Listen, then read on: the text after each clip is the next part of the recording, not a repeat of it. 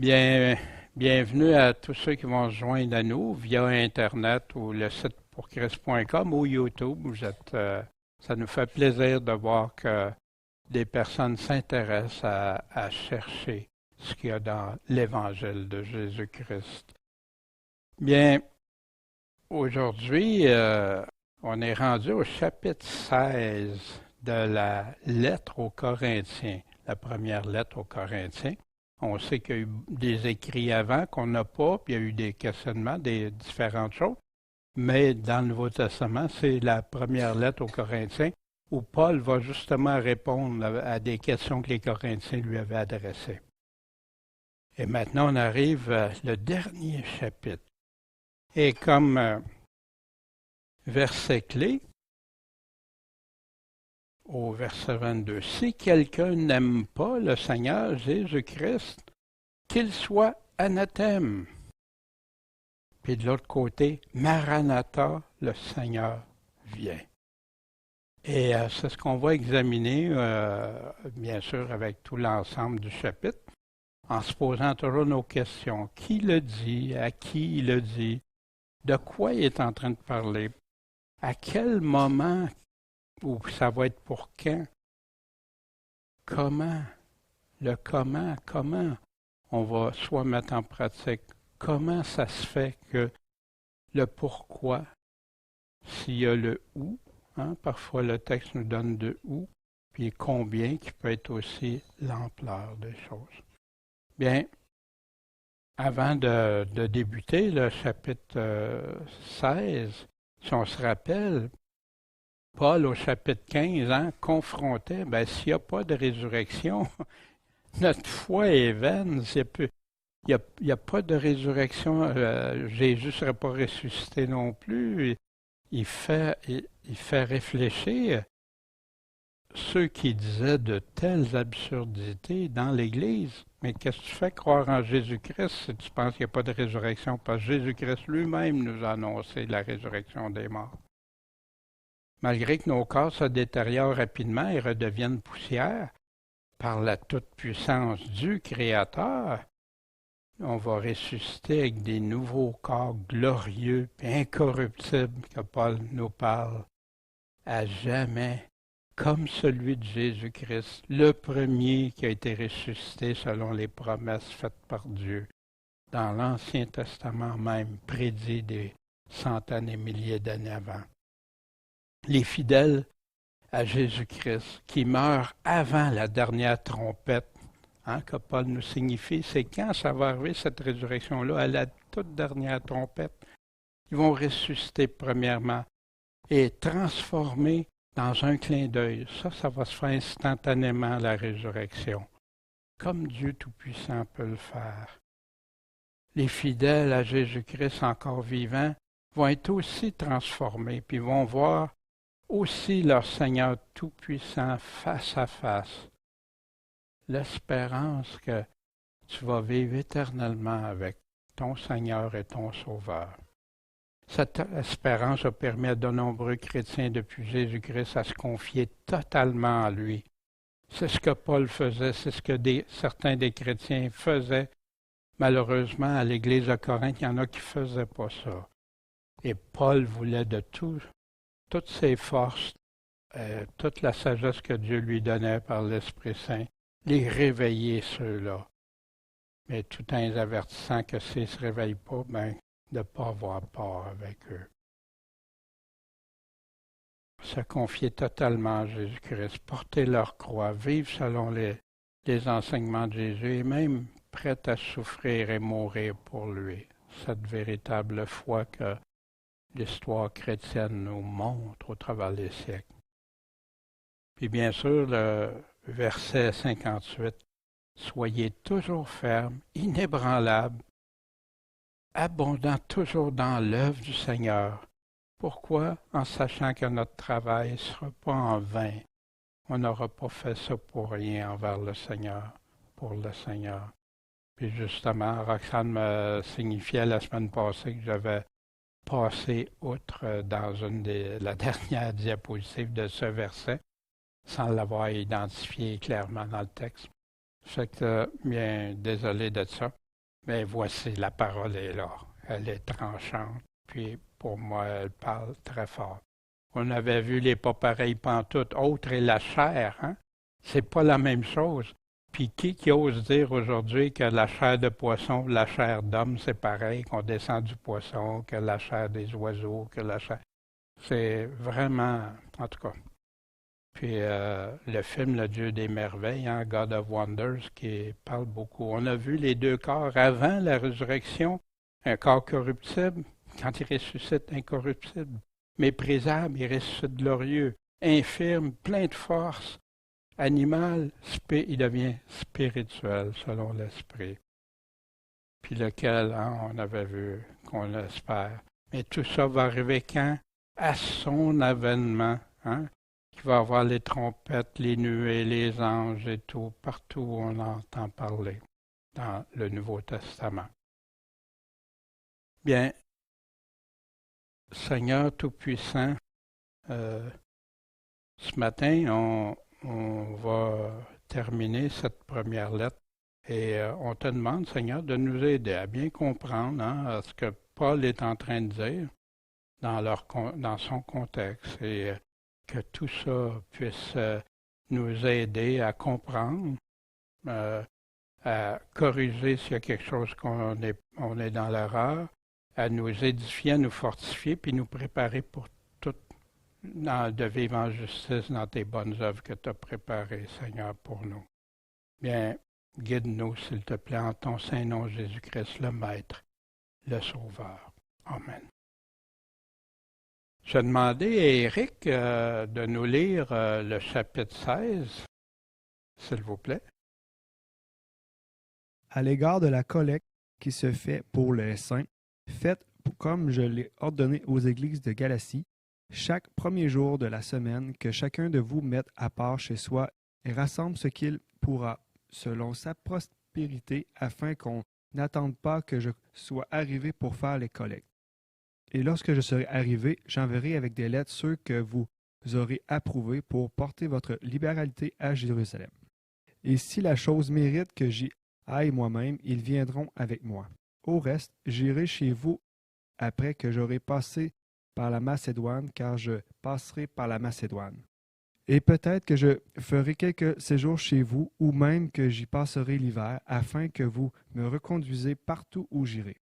Car je ne veux pas vous voir maintenant en passant, mais j'espère de demeurer avec vous quelque temps, si le Seigneur le permet. Cependant, je demeurerai à Éphèse jusqu'à la Pentecôte, car une grande porte m'y est ouverte avec espérance de succès. Mais il y a beaucoup d'adversaires. Si Timothée vient, ayez soin qu'il soit sans crainte parmi vous, car il travaille à l'œuvre du Seigneur comme moi-même. Que personne donc ne le méprise et reconduisez-le en paix, afin qu'il vienne me trouver, car je l'attends avec les frères. Quant à Apollos, notre frère, je l'ai beaucoup prié d'aller chez vous, avec les frères, mais il n'a nullement voulu y aller maintenant. Toutefois, il ira quand il en trouvera l'occasion. Veillez, demeurez ferme dans la foi, agissez courageusement, fortifiez-vous. Que tout ce que vous faites se fasse avec charité. Je vous prie, frères, vous qui connaissez la famille de Stéphanas et savez qu'ils sont les prémices de l'Achaïe et qu'ils sont dévoués au service des saints, d'être soumis à de telles personnes et à tous ceux qui travaillent avec nous et qui prennent de la peine. Or, je me réjouis de l'arrivée de Stéphanas, de Fortunatus et d'Achaïque, parce qu'ils ont supplié à votre absence, car ils ont restauré mon esprit et le vôtre. Ayez donc des égards pour de telles personnes. Les églises d'Asie vous saluent, Aquilas et Priscille, avec l'église qui est dans leur maison. Vous saluent bien en notre Seigneur. Tous les frères vous saluent, saluez-vous les uns les autres par un saint baiser. Je vous salue, moi Paul, de ma propre main. Si quelqu'un n'aime point le Seigneur Jésus-Christ, qu'il soit anathème. Maranatha, le Seigneur vient. La grâce du Seigneur Jésus-Christ soit avec vous. Mon amour est avec vous tous en Jésus-Christ. Amen. Ah. Ben, merci beaucoup, Éric. Et maintenant, on va la regarder plus. Hein? C'est toujours bon de voir le portrait, puis après ça, on va regarder plus en détail. À l'égard de la collecte, hein, on sait ce que c'est, collecte d'argent, collecte de fonds, qui se fait pour les saints. Bien important ici. Ça ne se fait pas pour n'importe quoi. C'est pour aider les saints, hein, ceux qui sont sanctifiés en Jésus-Christ, ceux qui aiment Jésus-Christ, qui suivent Jésus-Christ. Bien, faites comme je l'ai ordonné aux églises de Galatie. Hein. En Galatie, il y avait plusieurs églises. Hein, et Paul parlait d'églises aux Galates et tout ça. Et Paul a œuvré là comme missionnaire. Chaque premier jour de la semaine, hein, qui est le dimanche, que chacun de vous mette à part chez soi et rassemble ce qu'il pourra. Fait que Paul donne ici une consigne, mais à chaque semaine. Qu'est-ce qui arrive si les personnes ne le font pas à chaque semaine? Hein? Ben, souvent, plus tard, puis finalement, ça ne se fait pas. Puis on va voir le sens pourquoi Paul. Mais selon sa postérité. Bien, si j'ai pas d'argent pour vivre, ben, je ne peux pas en donner. Mais si j'ai de l'argent pour vivre, puis je peux partager avec d'autres, ben c'est dans ce sens-là. Puis il y en a qui vont avoir beaucoup plus à partager, d'autres moins. Mais ici, pourquoi qu'il disait ça aussi? Pour qu'on n'attende pas que je sois arrivé pour faire les collectes. Fait que faites ça régulièrement. Prenez cette habitude, cette chose-là, à faire ça, à mettre de côté. Comme ça, quand je vais arriver, je ne serai pas obligé de commencer ça, puis là, hein, non, ça va déjà avoir été mis en branle. Déjà, les fonds vont avoir commencé à s'accumuler, puis être là quand ce sera le bon moment que Paul arrive. La collecte pour les saints. On retrouve ça dans Acte 11, hein, quand l'Église de Jérusalem avait envoyé Barnabas pour aller jusqu'à Antioche. Puis, il est arrivé là, il a vu la grâce de Dieu à Antioche, il s'est réjoui de voir ça, puis il a exhorté tous les frères à demeurer attachés au Seigneur avec un cœur ferme. Puis, quel genre d'homme était Barnabas, hein? C'est un homme de bien, plein du Saint-Esprit et de foi. Puis, ça l'a agi, une grande multitude s'est joint au Seigneur. Wow, merci Seigneur d'avoir mis des hommes comme Barnabas, hein? Puis Barnabas aussi qui a été avec Paul, qui a fait par la suite, on va voir. Puis Barnabas est en allé ensuite à Tarse pour chercher Saul, hein, qui est devenu Paul, qu'on connaît sous le nom de Paul. Et l'ayant trouvé, il l'a emmené à Antioche pendant toute une année. Fait que Paul a été coaché aussi, hein, puis a participé, puis au début. À Tarse, on va remarquer ça pour plus tard parce qu'on va y revenir. Puis, ils se sont assemblés avec l'Église puis instruisaient un grand peuple. Et ça a été à Antioche pour la première fois. Les disciples ont été nommés chrétiens, christiens. Pourquoi? Parce qu'ils suivent Christ. C'est pas un nom comme... Non, c'est parce que tu suis Jésus-Christ. Pas parce que c'est une religion, une dénomination ou quoi que ce soit. Non, tu suis, c'est ceux qui suivaient. Et en ce temps-là, des prophètes descendaient de Jérusalem, Antioche, puis il y en a un, Agabus, qui s'est levé, puis a dit qu'il y a eu une révélation qu'il y aurait une grande famine par toute la terre. Puis Luc, qui a écrit les Actes, le confirme, c'est arrivé en effet sous le règne de Claude César. Puis les disciples résolurent d'envoyer chacun selon son pouvoir un secours aux frères qui demeuraient en Judée. Puis ils l'ont fait, l'envoyant aux anciens par la main de Barnabas et de Paul ou Saul. Fait que le collecte pour aider, pour soutenir, puis était là, c'est partout dans le Nouveau Testament. On a dans Galates 2, 9 et 10, Jacques, Céphas, ces gens qui sont regardés comme des colonnes, me donnèrent à moi et à Barnabas la main d'association afin que nous allions vers les gentils et eux vers les circoncis. Seulement nous devions nous souvenir de quoi? Des pauvres, et je me suis appliqué à le faire. Paul a toujours eu une grande préoccupation pour ça. Prenez part aux nécessités des saints, qu'il dit aux Romains. L'Épître aux Romains, d'ailleurs, qui est rempli des chapitres qui nous parlent de justement ce qui est fait pour aider les frères dans le besoin. Voici à Philémon 4, versets 4 à 7. Je rends grâce à mon Dieu, faisant toujours mention de toi dans mes prières.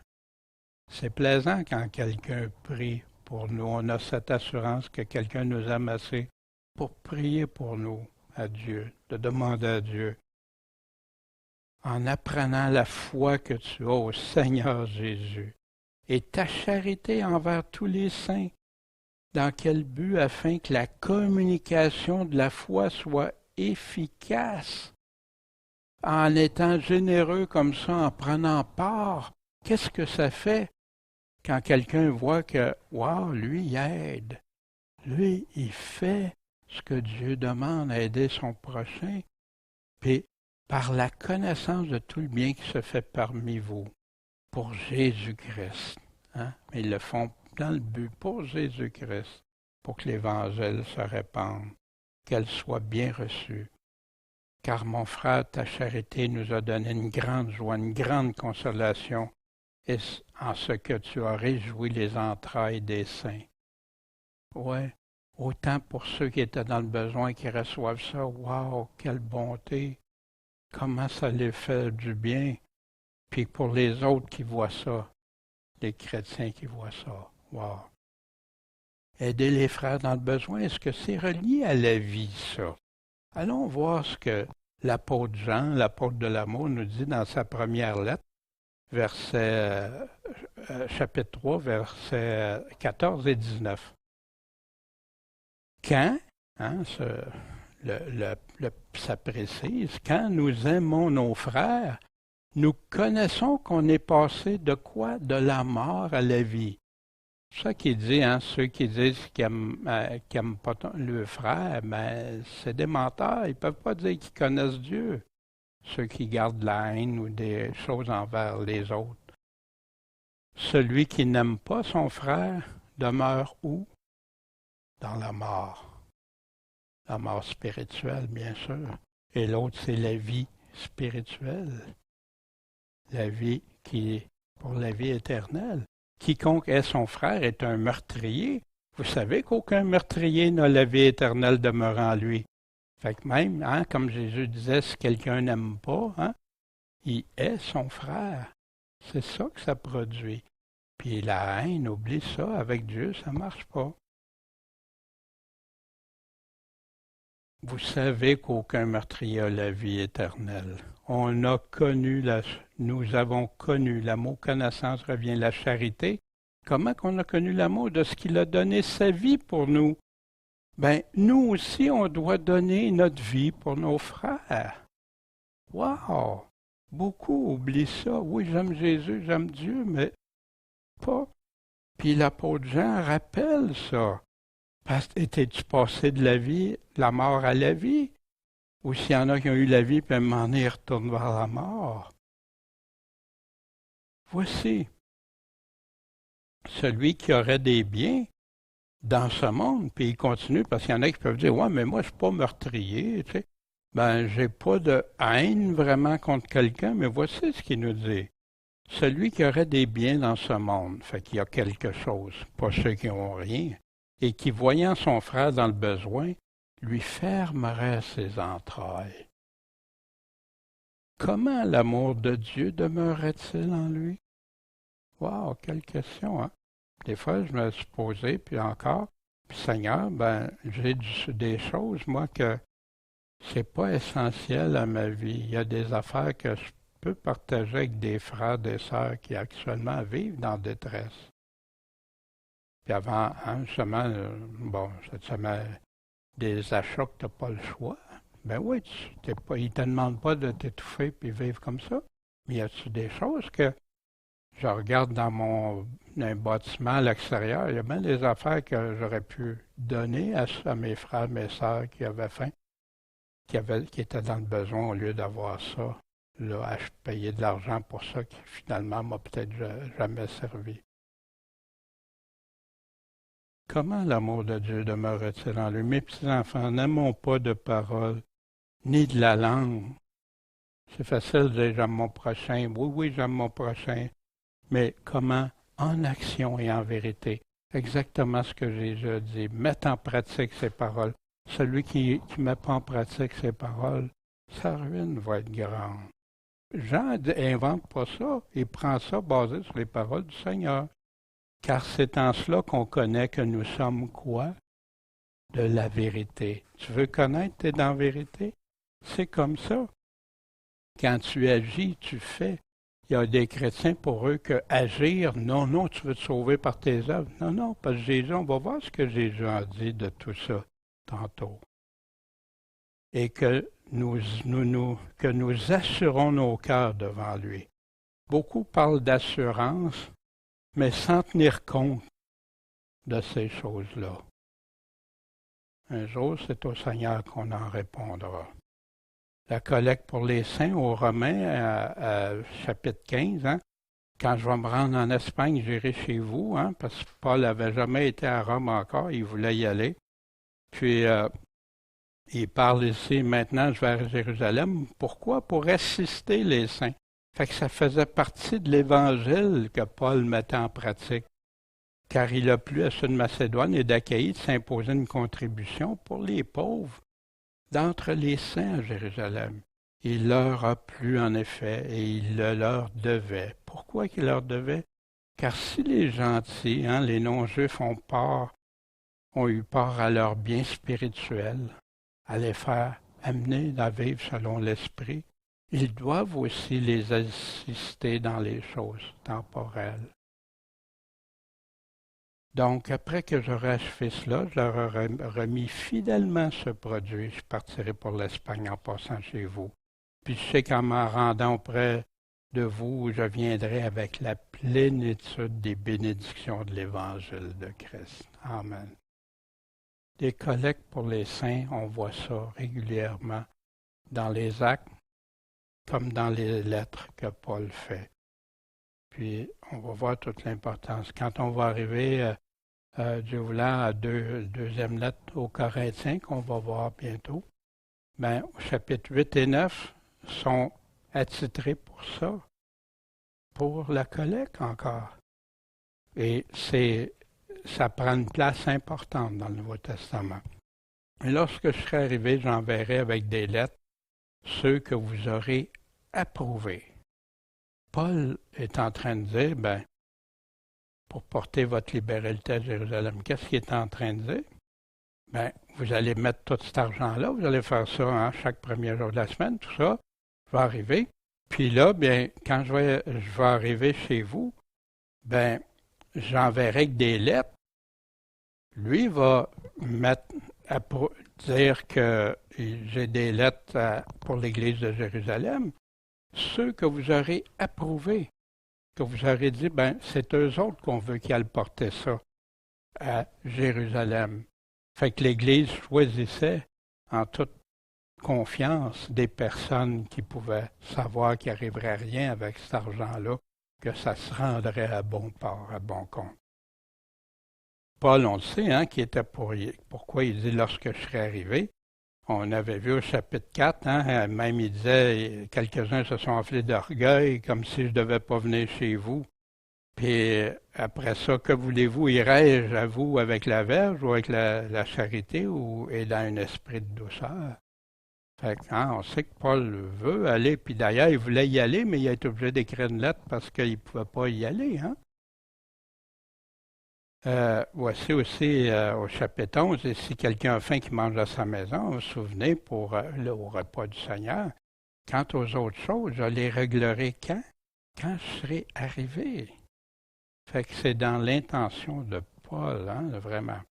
Ceux que j'aurais approuvés, dans 2 Corinthiens, hein, ou dans le chapitre 8 parle de la collecte, 8 et 9, il va parler grâce soit rendue à Dieu qui a mis le même zèle pour vous dans le cœur de Tite. Le zèle pour Dieu, c'est important. Pas le mauvais zèle, pas le zèle amer, mais le bon zèle selon Dieu. Puis il s'est rendu à mon exhortation. Puis, qu'est-ce qui est arrivé, c'est que Tite va aller aussi, va accompagner dans le voyage pour porter les aumônes que nous administrons à la gloire du Seigneur même, et selon l'ardeur de votre zèle. Nous avons pris cette précaution. Pourquoi? Afin que personne ne puisse nous blâmer. Voyez-vous, ce que j'aurais approuvé, c'est important ça dans l'Église, prendre des personnes de confiance, confier ça à des personnes que tu sais qui sont fidèles envers le Seigneur, puis pas prendre des personnes qui pourraient être faibles ou tentées non plus, pour les mettre dans des situations. Mais là, ici, on a pris cette précaution-là, mais dans l'autre sens, pour que personne ne puisse nous blâmer dans l'administration. C'est bien abondant, ces sommes abondantes-là. Fait que Paul, non. Puis il va continuer, ayant soin de faire ce qui est bien, non seulement devant le Seigneur, mais aussi devant les hommes, que personne ne puisse reprocher après de dire qu'il est arrivé quelque chose. C'est rempli de scandales, les téléévangélistes. Toutes sortes de choses qui ont reçu de l'argent, des dons de personnes, puis qui ont fait des choses abominables, qui ont fait blasphémer la parole de Dieu, qu'il y en a qui ont rejeté le Seigneur, ils ont dit ça, c'est ça l'Église, c'est comme d'autres qui font des abominations, c'est ça l'Église de Dieu. Wow! Non, intègre. Puis faites attention pour ne pas exposer que ça retourne. Non. Là, on est sûr, là. On a pris cette précaution-là. Puis on ne pourra pas nous blâmer après. Puis Dieu connaît les choses, connaît nos cœurs.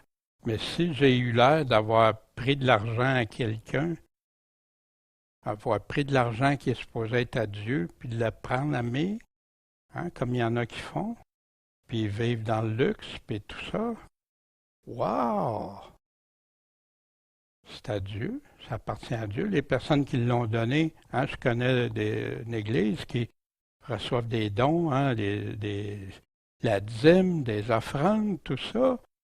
Puis vu, là, j'invente pas, j'ai entendu que, non, vu, qu'ils prennent cet argent-là, puis ils font des dépenses qu'ils jettent après. Des dépenses à outrance, toutes, Puis ça, c'est des gens qui donnent ça de leur poche, qui se sacrifient pour donner ça. Wow! Ça fait rejeter l'Évangile à plusieurs, ce genre de façon-là. Et si la chose mérite que j'y aille moi-même, ils viendront avec moi. Fait que si je dois y aller, c'est assez important, ou il y a des choses que je vais y aller. Puis ils vont venir avec moi, ceux que j'aurai désignés. Fait que comme ça, c'est encore mieux. Ça va tout être. Au reste, j'irai chez vous après que j'aurai passé par la Macédoine, parce que je vais passer par la Macédoine. Fait que Paul planifiait ses voyages, je regardais. Mais ça arrivait parfois que l'Esprit Saint a dit non, vous n'allez pas là, vous allez ailleurs avant. Mais Paul savait très bien ça. C'est pour ça qu'il s'en remettait toujours, on va le voir, si le Seigneur le veut, selon la volonté de Dieu. Et peut-être que je ferai quelques séjours chez vous, ou même que j'y passerai l'hiver, afin que vous me reconduisiez partout où j'irai.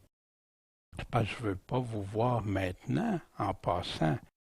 Voyez-vous, quelqu'un qui découpe des versets, qui ne regarde pas le contexte, parce que je ne veux pas vous voir maintenant en passant.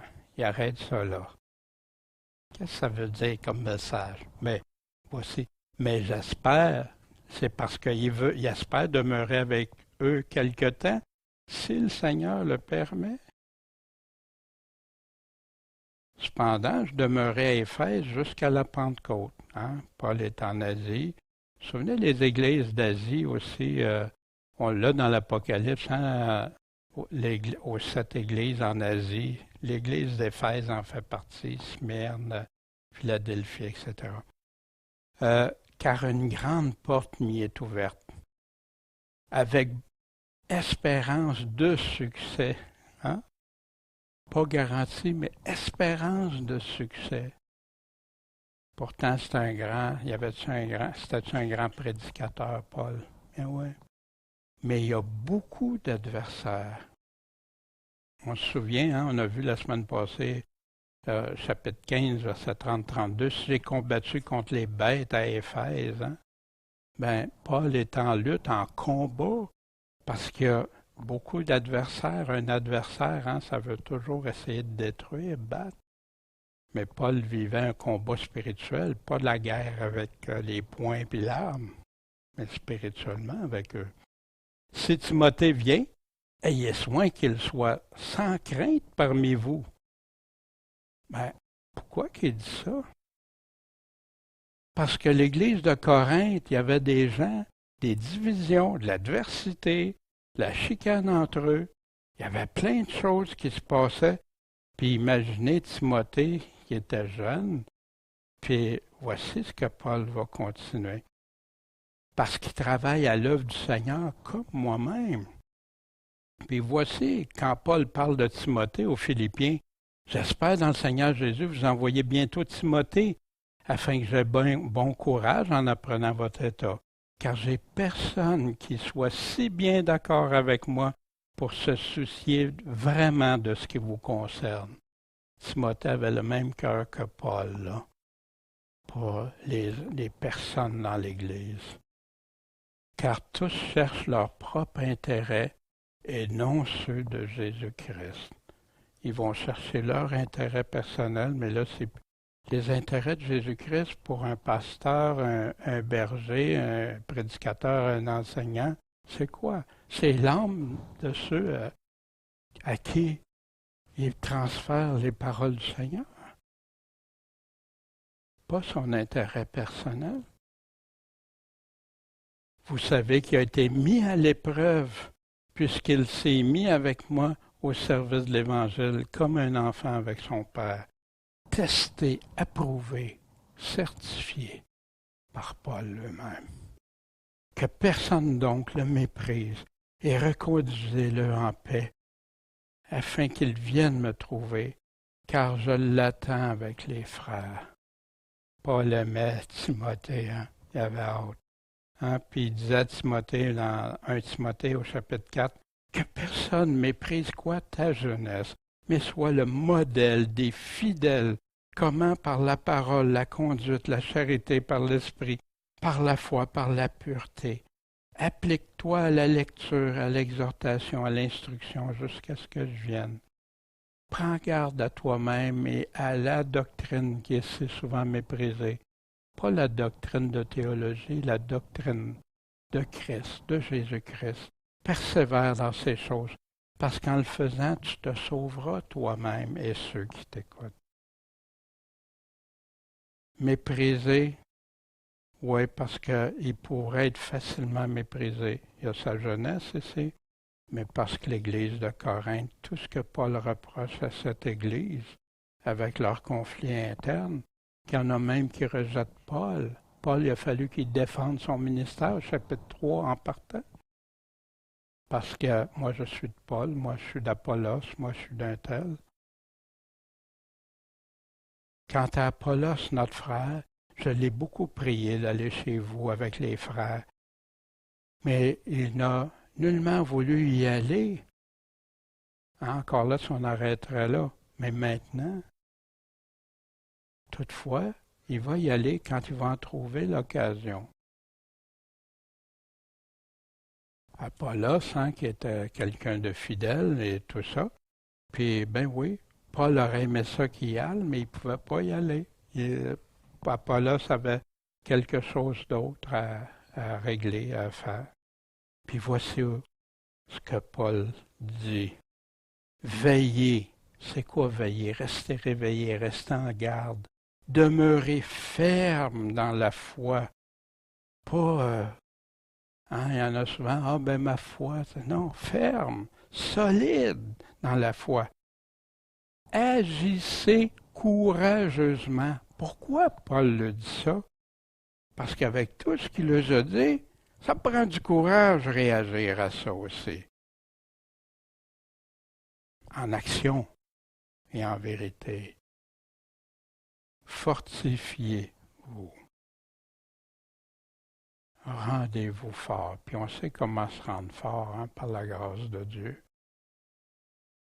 En le cherchant, en lui obéissant, en le suivant, puis en ayant de progrès en progrès ferme. Voici, veillez, demeurez ferme. Voici ce que Jésus dit pour le retour. Luc 21, 29 à 36.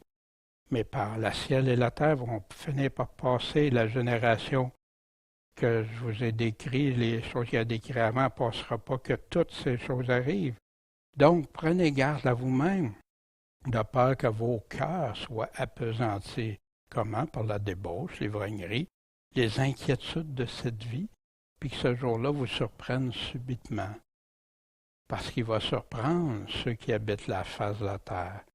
Donc, veillez et priez en tout temps. Dans quel but? Afin que vous soyez trouvés dignes d'éviter toutes choses qui doivent arriver et de subsister devant Jésus-Christ, le Fils de l'homme.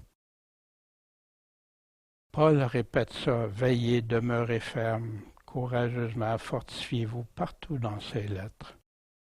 Il dit pas nécessairement dans cette phrase-là, mais il répète ça partout. Parce que c'est majeur, c'est important. Que tout ce que vous faites se fasse avec amour, avec charité. Et oui, vous vous souvenez, Paul parlait au chapitre 13. Mais pourtant, Paul décrit plein d'affaires là, qui ne vont pas. Il manque-tu d'amour? Il n'applique pas ce qu'il a dit au chapitre 13? Non, pas du tout. Au contraire, il applique. On va voir ça dans quelques instants. Je vous prie, frères, vous qui connaissez la famille de Stéphanas,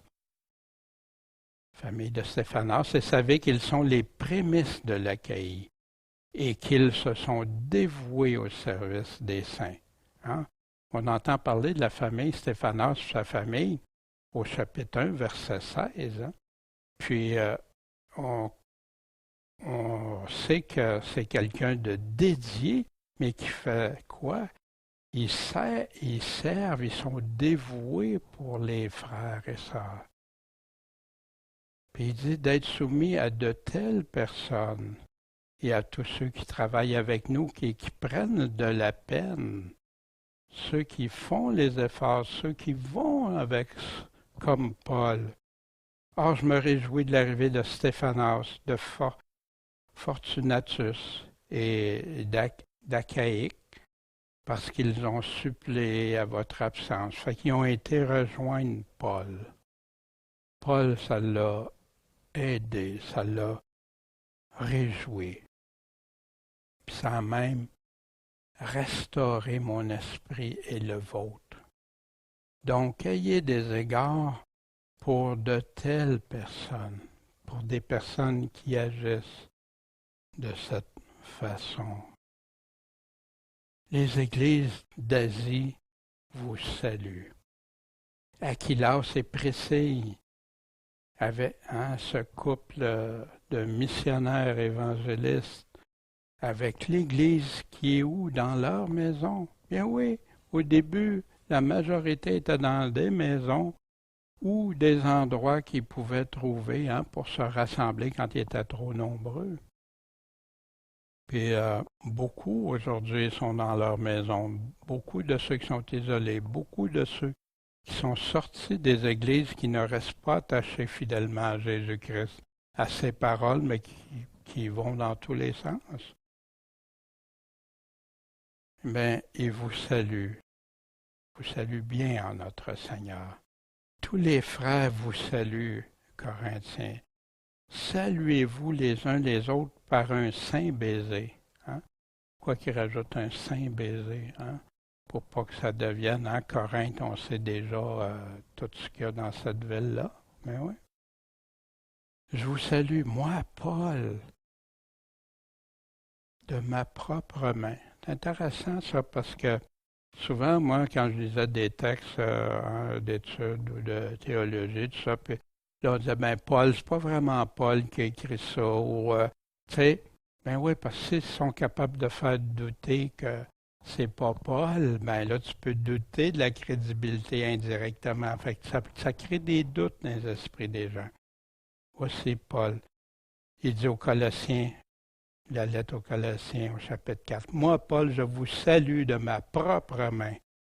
Souvenez-vous de mes liens de ma grâce.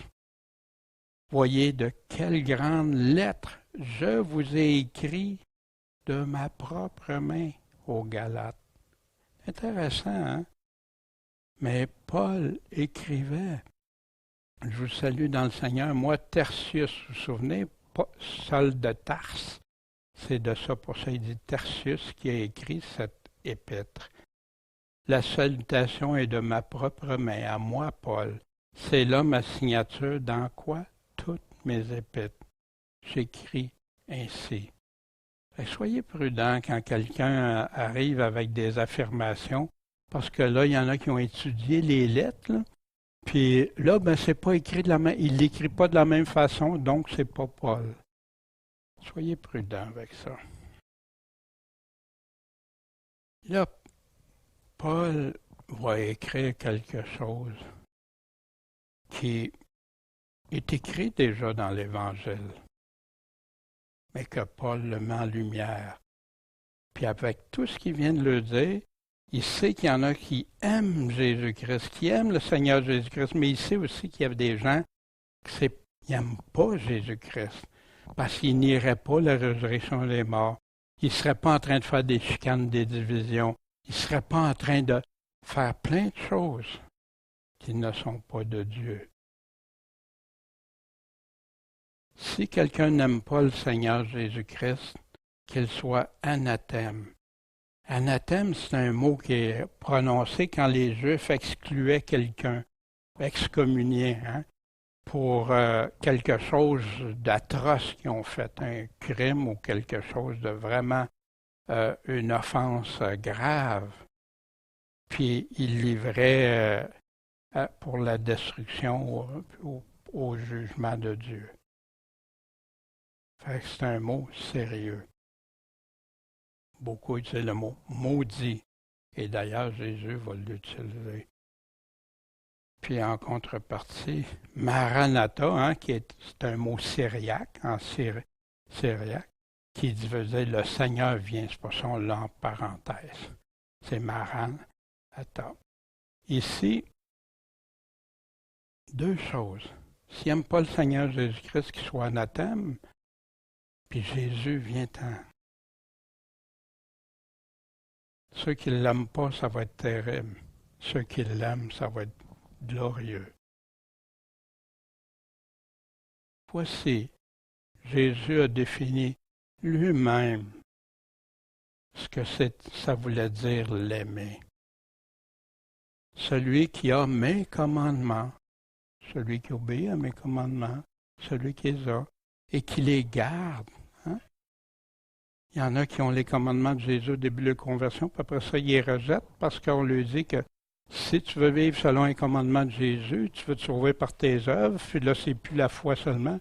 Mais qu'est-ce que c'est la foi sinon de croire qui est Jésus, quelle est son autorité, à qui on va rendre des comptes, puis de qu'est-ce qu'il a dit. Est-ce que j'ai la foi dans ce qu'il a dit ou pas? Ben, parce que si tu commences à lésiner sur la foi à ce qu'il a dit, ben là, tu peux lésiner qu'il n'y aura pas de résurrection des morts. Là, tu peux aller dans plein de sens puis dire que tu peux vivre un adultère puis tu sais que Jésus te sauve pareil dans cet état-là. Alors que Paul lui-même dit qu'il n'y a aucun adultère qui va connaître le royaume de Dieu, etc. C'est celui-là qui m'aime, celui qui a mes commandements puis qui les garde. Puis celui qui m'aime sera aimé de mon Père, hein, puis il continue. Il va être connu. Si quelqu'un m'aime, il va garder ma parole. C'est intéressant, hein? Parce que ma parole puis mes commandements, c'est égal, c'est la même chose. Je sais que pour nous, on sait ça. Peut-être quelqu'un écoute pour la première fois, puis il ne saura pas que Jésus lui-même a donné la définition de cet amour-là pour lui. Il y en a qui pensent que c'est juste des émotions. Oui, on a des émotions, on aime Jésus. Notre cœur nous pousse à plein de choses. Mais si je n'ai pas ce fondement-là, ce n'est pas tous ceux qui vont me dire Seigneur, Seigneur, qui vont entrer dans le royaume de Dieu. Mais ceux qui font la volonté de Dieu. La volonté, Jésus en parle, et c'est celui qui a mes commandements, qui garde, il gardera ma parole. Voyez-vous? Puis même dans le futur. Et nous viendrons en lui, on va faire notre demeure chez lui. Celui qui ne m'aime pas, lui, qu'est-ce qu'il fait? Il ne garde pas mes paroles. Puis la parole que vous entendez n'est pas de moi, mais du Père qui m'a envoyé. Très, très important, et c'est tellement malheureux d'entendre des gens amoindrir et même abolir les commandements de Jésus.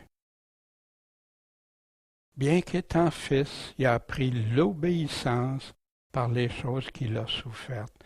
Et étant rendu parfait, il est devenu l'auteur du salut éternel. Pour qui? Pour ceux qui lui obéissent.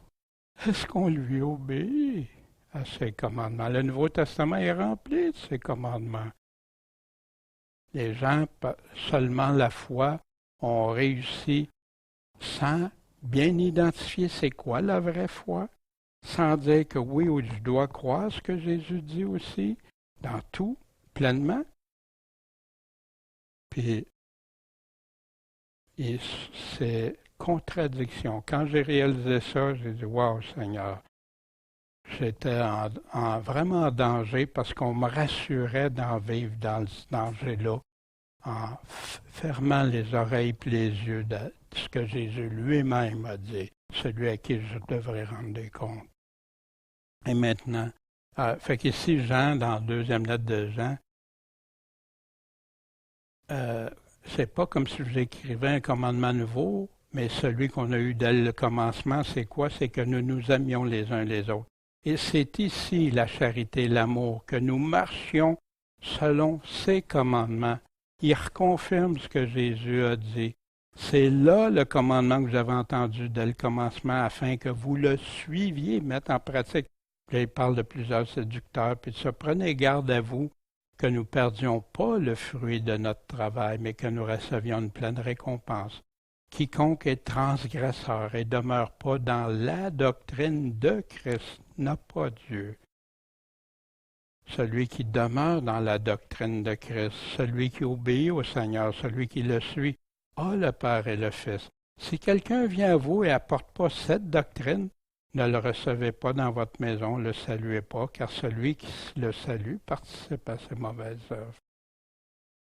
C'est exactement ce que tous les apôtres ont prêché, dont Paul, qui dit « Celui qui n'aime pas, qu'il soit anathème ». Jésus l'a dit, les apôtres l'ont dit. Voici, si quelqu'un n'aime pas le Seigneur Jésus-Christ, qu'il soit anathème. Allons voir un enseignement que Jésus nous a laissé. Quand, à la fin, à son retour. Alors les justes répondront, « Seigneur, quand est-ce qu'on t'a vu avoir faim, qu'on t'a vu donner à manger ou avoir soif, qu'on t'a donné, puis qu'on t'a donné à boire, hein, et des besoins, puis on y répond. Quand est-ce qu'on t'a vu étranger, qu'on t'a recueilli, qu'on t'a vêtu quand tu étais nu, quand est-ce qu'on t'a vu malade, en prison, qu'on est venu te voir? » Puis le roi leur dira, « Je vous le dis en vérité, en tant que vous avez fait ces choses à l'un de ces plus petits de mes frères, vous me les avez faites à moi-même. » Aimer Jésus, c'est aimer aussi chacun de ses petits frères de Jésus. Ensuite, il va dire à ceux qui sont à gauche, « Retirez-vous de moi, anathème, maudit, et allez au feu éternel préparé pour le diable et ses anges. » Pourquoi? Parce que j'ai eu faim, vous ne m'avez pas donné à manger. J'ai eu soif, vous ne m'avez pas donné à boire. J'étais étranger, vous ne m'avez pas recueilli. J'étais nu, vous ne m'avez pas vêtu. J'étais malade en prison, vous ne m'avez pas visité. Ils vont répondre, mais quand est-ce qu'on te veut avoir faim, soif, étranger, malade, nu, etc., puis qu'on ne t'a pas assisté? Je vous dis en vérité qu'en tant que vous n'avez pas fait ces choses à l'un de ces plus petits, vous ne me les avez pas faites à moi-même, et ils iront en peine éternelle, mais les justes, ceux qui auront appliqué la justice de Dieu, iront à la vie éternelle. Est-ce que c'est pas semblable quand Jésus dit que aimer son prochain est une condition? L'apôtre Jean le dit très clairement, ça fait partie. C'est pour ça qu'on ne peut pas dire qu'on aime Dieu sans aimer notre prochain aussi, ceux que Dieu a créés. Que tout ce que vous faites se fasse avec amour, avec charité. Jésus a toujours enseigné ça, mais Jésus était très sévère envers qui? Ceux qui parlaient au nom de Dieu, mais en changeant les choses que Dieu a dit, en entraînant des gens dans l'erreur, dans le mensonge, en disant « Oui, oui, Jésus dit ça, mais regarde, l'apôtre Paul va dire ça. » J'ai entendu ça des fois. Oh, Paul n'a pas prêché un autre évangile que Jésus-Christ, mais on se sert de ses paroles. Puis tout ça, à son avènement, quand le Seigneur va revenir, hein? On avait vu la semaine dernière, puis j'invite à regarder ça, à mettre ça sur pause ou dans des documents qu'on a aussi sur YouTube, ou pas YouTube, sur pourchrist.com, qui confirme l'avènement de Jésus-Christ. Qu'est-ce qui va se passer, les trompettes, les nuées, etc. J'ai laissé quelques références pour son avènement que j'encourage à aller voir dans plein de passages, c'est pas tous, mais certains, plus les prophéties de l'Ancien Testament qu'on va commencer bientôt, Ésaïe, Ézéchiel, Daniel, chapitre 7 à 12, Zacharie, Sophonie, Joël, puis plein d'autres livres qui parlent de son avènement. Paul continue, la grâce du Seigneur Jésus-Christ soit avec vous. Mon amour est avec vous tous en Jésus-Christ. Amen. Pourquoi Paul dit que son amour? Parce qu'il les aime. Pour ça qu'il les avertit aussi, comme Jésus faisait pour avertir. Parce que l'amour inclut ça aussi. Puis Paul a investi beaucoup chez les Corinthiens. Puis Paul avait un cœur déchiré, on va voir ça dans 2 Corinthiens. Paul avait un cœur déchiré d'entendre ce qui se passait à ceux qui avaient conduit au Seigneur, tout ce qui arrivait. Paul avait de l'amour, mais assez d'amour aussi pour être prêt même à se faire rejeter de certains ou plusieurs d'entre eux, en leur disant la vérité. Ce matin, malgré que Paul est l'auteur du chapitre 13 où il décrit l'amour selon Dieu, il dénonce tous ceux qui n'aiment pas vraiment le Seigneur, puis qui ne doivent pas être considérés comme des vrais chrétiens parce qu'ils sont sous le jugement de Dieu, puis déclarés anathèmes. Puis ils vont rester comme ça, à moins qu'ils ne se repentent, parce que Dieu ne veut pas qu'aucun périsse, mais il ne veut pas aussi que personne prenne son nom pour attirer des gens à la perdition ou dans le mensonge ou l'abomination ou l'erreur. Comme il y en a qui reniaient la résurrection. Il a dénoncé Paul tout au long de sa lettre. Puis ça démontre clairement que l'Église ne doit pas tolérer ceux qui ne suivent pas l'Évangile. Il a parlé des divisions, de l'impudicité, de l'Évangile modifié. Parce que ceux-là appartiennent pas à Christ, puis ils demeurent sous la malédiction de Dieu. Puis Paul appliquait le véritable amour selon Dieu. Tu aimeras le Seigneur ton Dieu de tout ton cœur, de toute ton âme, de toute ta pensée, de toute ta force. C'est là le premier commandement. Puis voici le second qui lui est semblable. Tu aimeras ton prochain comme toi-même. Il n'y a pas d'autre commandement plus grand que ceux-ci. C'est exactement ce que Paul avait bien compris de l'Évangile. En passant, il y en a qui disent ça, ben ça c'était juste pour les Juifs. Wow! Que tout ce que vous faites se fasse avec amour, en action, en vérité. Soyez toujours fermes, inébranlables, abondants toujours dans l'œuvre du Seigneur, d'aimer Dieu, d'aimer notre prochain, sachant que votre travail ne sera pas en vain auprès du Seigneur. Encourageons-nous. Dieu veut des vrais de vrais, des soldats pour lui. Que soit faible, fort, n'importe quoi, la foi en Dieu, puis la confiance, puis de le suivre coûte que coûte. Veillez, demeurez ferme dans la foi, la confiance en Dieu. Agissez courageusement. Fortifiez-vous. Puis je crois que Paul, dans sa conclusion, ramenait ces choses-là. Puis il veut qu'aucun périsse, mais qu'on tous on soit avec le Seigneur. Puis oui, pas dans des excès, puis s'exposer à la détresse inutilement. Hein. Il y en a même qui donnaient leur corps pour être brûlés, comme Paul disait, puis c'était pas pour l'amour de Dieu, c'est pour l'amour du prochain. Mais non. Hein? Fait que, mais ceux qui l'ont fait, par amour de Dieu, par amour de leur prochain, pour ne pas renier Dieu, amen. Mais c'était dans l'amour de Dieu. Pas autrement.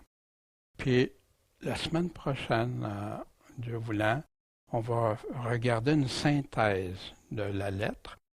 Puis après ça, commencer la deuxième lettre aux Corinthiens. Bon Père Céleste, merci de ta parole que tu nous as laissée par l'apôtre Paul. Seigneur, que tu lui as donné une sagesse, mais parfois des choses qui sont compliquées si les gens ne restent pas dans ta parole, Seigneur. On sait que Paul a toujours dit la vérité en ton nom. Puis comme toi tu l'as dit, ou avec des phrases des fois, ou des façons de le dire pour faire comprendre les personnes. Seigneur, on veut rester attaché à toi. On veut être de ceux qui t'aiment, qui te suivent. Puis Seigneur, Maranatha, viens Seigneur. Que ton royaume vienne, que ta volonté soit faite sur la terre comme au ciel. En ton saint nom, Jésus-Christ, le Maître, le Seigneur, le Sauveur. Amen.